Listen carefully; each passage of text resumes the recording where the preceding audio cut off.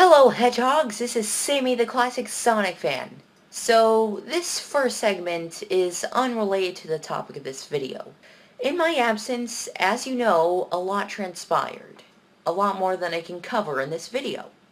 However, one of these events I'd like to share my sentiments on is the death of Satoru Iwata. I haven't gotten the chance to talk about this on my publicly vast YouTube outlet, and I feel that's the most appropriate that I do. Satoru Iwata was a brilliant businessman and leader for Nintendo. He was imperative to many impactful products such as Kirby's Adventure, Earthbound, Super Smash Bros., Pokemon Stadium, and much more. Above all, he was a leader with the passion of a gamer like all of us. He oversaw many years of prosperity for Nintendo, such as the Wii/DS era. He was only 55 at the time of his death. An individual like Iwata deserves a much longer life. His death struck me in a way other celebrity deaths hadn't before. It felt like the loss of someone I knew physically. It really goes to show how much of an influence Nintendo has even today. Thank you, Iwata, and we shall always understand. Well, with that aside, let us begin.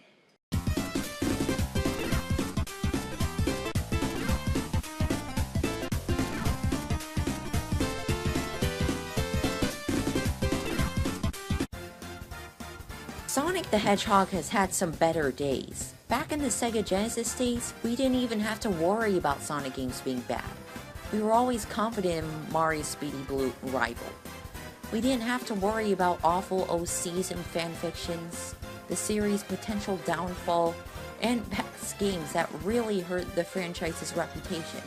Back then, we were able to just play the games and enjoy them. Of course, many people are married to the phrase, "there's someone for everyone," or, in this case, everything. Not everyone hates the more recent Sonic games such as Sonic 06, Sonic Unleashed, which I didn't totally hate either, and Sonic Boom, and I have nothing against you if you, the viewer, are one of those people. However, you must agree that the Sonic series was at its peak during the early 90s, speaking in terms of reputation. People are worried Sonic Boom has taken a toll on the series, and is causing it to plummet into non-existence. This is a huge over-exaggeration, and throughout the course of the first half of this video, I shall explain why. Whenever people think of Sonic Boom, or at least here on the online Sonic community, it's usually regarding the game. However, the game is just a small component of the Sonic Boom series, merely meant to promote the show. I've seen worse video game adaptations to TV shows and other media. Even if the video game is based off a video game-based TV series, that doesn't guarantee it'll be any better. Compared to other said adaptations, this game is fairly average. While that doesn't fully excuse its poor quality, you have to cut it some slack in that regard. Plus, the developers had to get it out by the time of a show's premiere. And it was transitioned from a PC to a Wii U project in an obviously short amount of time. Sonic Boom is centrally a TV series that was met with decent success. Not only that, but it's actually pretty good. It doesn't precisely appeal to me, but definitely appeals to its target audience, that I can tell. It's definitely more of a comedy, and it actually made me chuckle at times. The scripting is also very crisp. What about video games? Sonic is a video game icon, not one of TV networking or toys. When on topic of recent Sonic games, Sonic Boom usually comes to mind. Sonic Boom sold laughably poor, and if you couple that with tremendously poor ratings, you get an utter flop. Come on, step it up! Am I right? But there are other games too. One example is Sonic Runners, released on June 25 of this year, in the US anyways. This game actually achieved 2 million downloads recently. There's also Sonic Dash, which is one of the top free games on the App Store right now. In fact, last I checked, it's around rank 62. So with that, I think it's safe to say Sonic is not a dying franchise. Thanks to mobile anyways.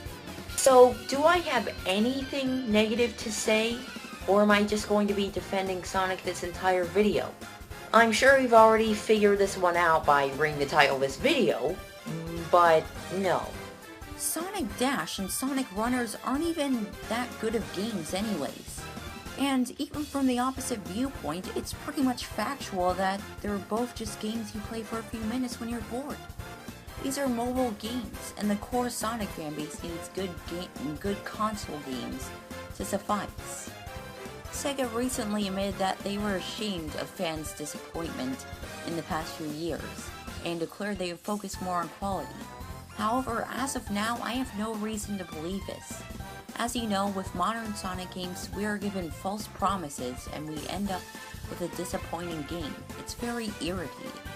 It's great that the Sonic Boom cartoon has attained success, and the Sonic games line is still thriving, but that's not good enough. Sonic was once the mascot of a brand of consoles. I really hope Sonic's 25th anniversary game turns things around. Success isn't good enough when competent people hate you. Here's what Sega needs to do. 1. Don't be too narrow. Stop rehashing. Enough Green Hill clones. Yes, Green Hill was a staple in the first game, but now it's getting old. In addition, don't be afraid to try more complex stories. If you introduce a new character, make it a one-time appearance. Don't use basic environments. Don't be afraid to exit the safety zone. 2. Don't be too experimental. One aspect in which games like Sonic Adventure and Sonic Unleashed failed is they tried too hard to be things Sonic wasn't. Concentrate on what defines Sonic: speed. The main reason some people didn't favor Sonic Lost World was because his immense speed from Sonic Generations was replaced by overly convoluted and sometimes counteracting controls. This slower Sonic felt like a downgrade, while Sonic Generations Modern Sonic really captured the essence of Sonic. I feel bad for criticizing that for me in the past. Anyways, reduce gimmicky mechanics such as insignificant wisps, navigating in a troublesome snowball, and so on. 3. Just focus on fun. Sonic was never really meant to be a fast-paced version of Mario, which is what Sonic Lost World tried to be. Sonic was never about being too fast and linear either, or in platforming dense areas with barely any opportunities to go fast. The classics really balanced this out. They were special because they weren't trying too hard to be everything anyone could want. They were just about being fun and accessible.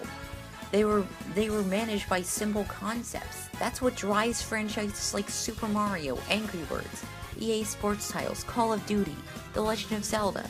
Their managers don't have to fret over complying to fans' every demand because making a game is natural. They know how to handle it.